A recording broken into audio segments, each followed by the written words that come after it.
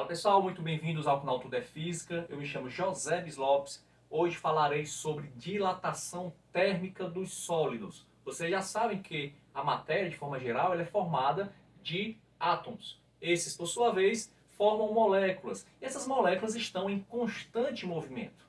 Imaginemos um corpo qualquer, formado por suas moléculas, representado por essas esferas.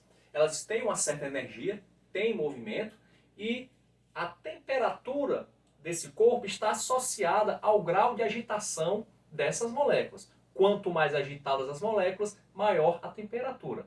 Suponhamos que a gente ceda calor para esse corpo, aqueça esse corpo.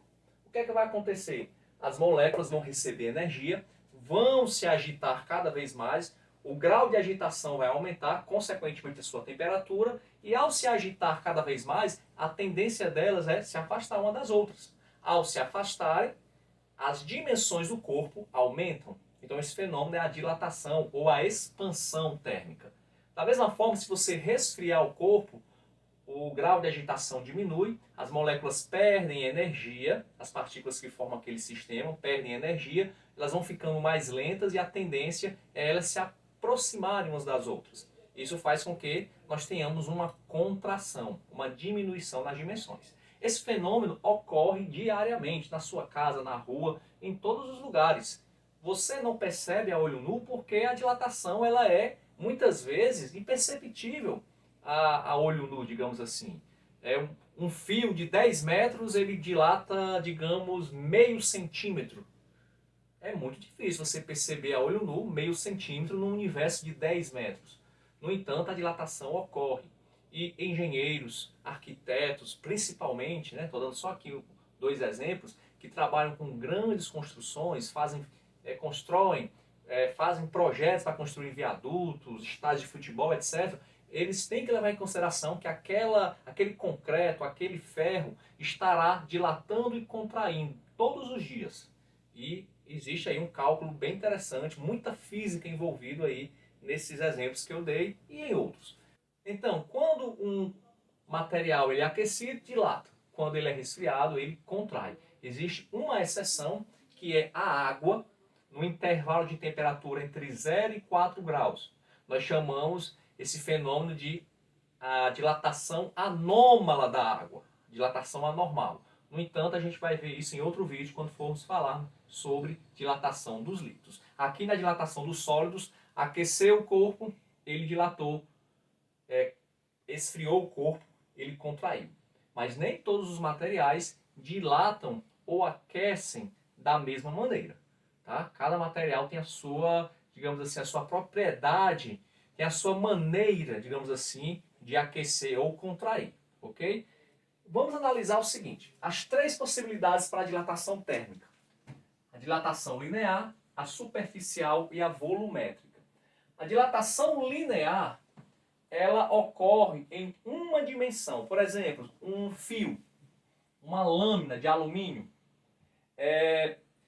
Vejamos o seguinte, uma lâmina de alumínio, uma lâmina longa, ela não vai se dilatar apenas no comprimento, ela também dilata nas outras duas dimensões.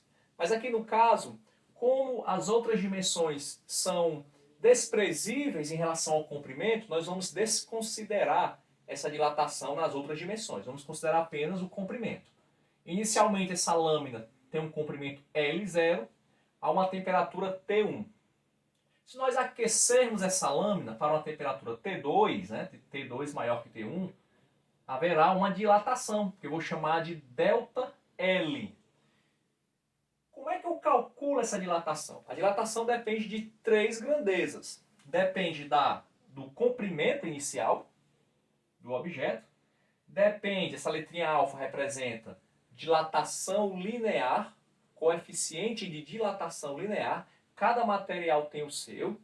O alumínio, se eu não me engano, tenho quase certeza, o coeficiente de dilatação do alumínio é 22 vezes 10 elevado a menos 6 grau elevado a menos 1. Cada material tem o seu coeficiente, você não precisa memorizar, a questão vai informar. E depende também da variação da temperatura, entre a temperatura 1 e temperatura 2. Vamos aqui usar 5 metros. Vamos dizer que inicialmente estava 20 graus, aumentou para 50, e o coeficiente nós já sabemos, 22, 10 a menos 6. Qual será a dilatação desse alumínio? Então você substitui L0, 5 metros, coeficiente de dilatação linear do alumínio, 22 vezes 10 a menos 6, variação da temperatura, 50 menos 20, 30 graus. Gente, esse coeficiente aqui linear é o seguinte, ele está com base 10, mas se você voltar 6 casas, ficaria assim, 1, 2, 3, 4, 5, 6. O que é que isso quer dizer? Quer dizer o seguinte, que o alumínio, para cada metro que você tiver, se você aumenta 1 grau, o comprimento dele aumentará isso aqui, ó, muito pouco, por isso que não é tão perceptível. Se você tiver 2 metros e aumentar 1 grau, aumenta 2 vezes isso, e assim por diante. Se você tiver 2 metros e aumentar 2 graus, é 2 vezes 2, aumenta 4 vezes isso, porque é 2 metros e 2 graus. 2 vezes 2, 4. Então vai aumentar 4 vezes isso aqui e assim por diante, ok? Então vamos aqui, 5 vezes 22 dá 110 vezes 30. 110 vezes 30, 3.300. Só que eu tenho aqui 10 a menos 6. Voltando 6 casas, eu já tenho 4 aqui, então eu volto só mais 2. 2 zeros. Esse zero aqui não conta à esquerda. Então, esse aqui é a dilatação. É a dilatação dessa lâmina de alumínio. Se eu quiser saber o comprimento final nada mais é do que o comprimento inicial mais a dilatação linear, o tanto que aumentou. Então, você, 5 metros mais 0,0033. O comprimento final vai ficar 5 vezes 0,033. Então, aumentou muito pouco. Beleza? Mas se ao invés de uma lâmina, se eu tiver uma chapa circular, também de alumínio, área da superfície, A0, a uma temperatura T1, eu aqueço a superfície, temperatura 2 maior que A1, a chapa ela vai aumentar em 2 dimensões. Em 2 dimensões, tá certo? No caso aqui, horizontal e vertical. Nós temos aqui ó, essa borda com a dilatação superficial, ΔA. É o mesmo raciocínio. ΔA, variação da área, é igual à área inicial, vezes o coeficiente de dilatação superficial, letra beta, que representa isso. E variação da temperatura. Não são duas fórmulas diferentes, é uma fórmula só. Só que uma eu trabalho como sendo uma dimensão, linear, e a outra 2 dimensões, superficial. Detalhe, na dilatação superficial, nem sempre a questão vai dar o coeficiente de dilatação superficial. Ele pode dar o coeficiente de dilatação linear. Se esse for o caso, você tem que multiplicar por 2. O coeficiente superficial é o dobro do linear. Ok? Então, vamos aqui usar o mesmo raciocínio. Vamos dizer que a área, agora, é 5 centímetros quadrados.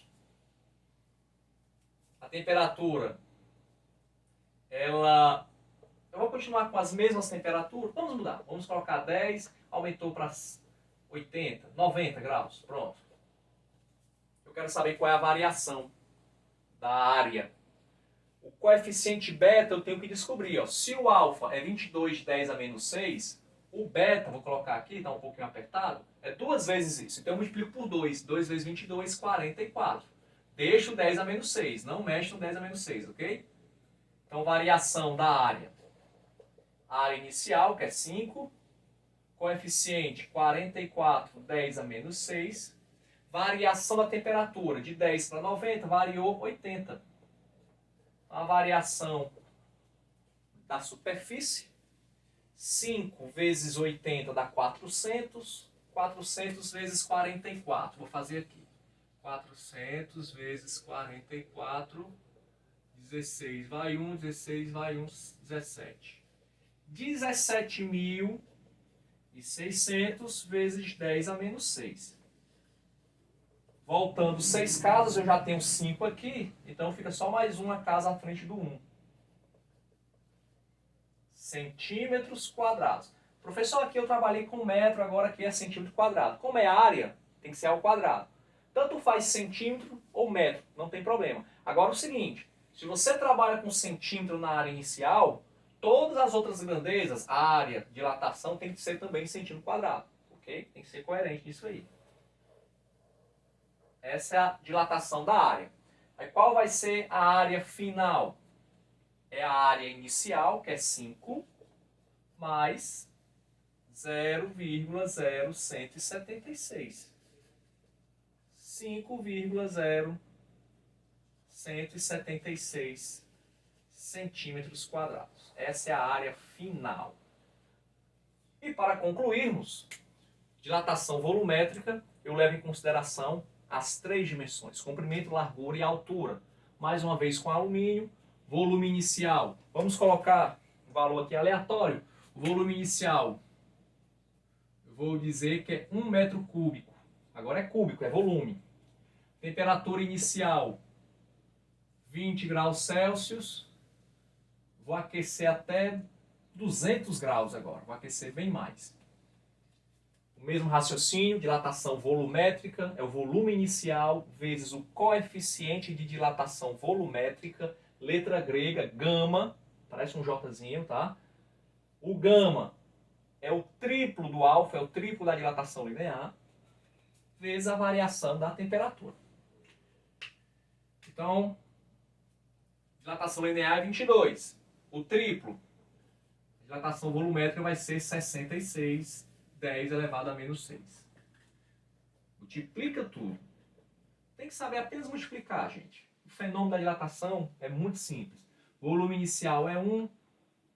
O gama, 66, 10 elevado a menos 6. Variação da temperatura, 20 por 200 é 180.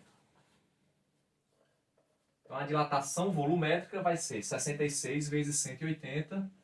66 vezes 180, 48 vai 4. 48 com 4, 52, 6, 6. 14 vai 1, 9, 5. Então nós somos 5.940. Voltamos 6 casas.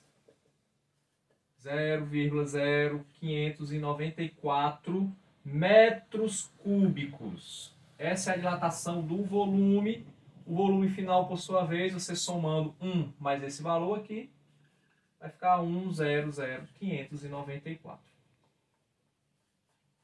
Aqui são os exemplos mais simples que nós podemos ter, né? Vou fazer outro vídeo com alguns exercícios um pouquinho mais elaborados para a gente fixar o conhecimento nesse assunto, ok? Espero que você tenha gostado. Se você ficou comigo até aqui no final e gostou do vídeo, espero que você se inscreva no canal, peço que você dê um like no vídeo, isso ajuda demais o nosso trabalho, ok? Até a próxima e bons estudos!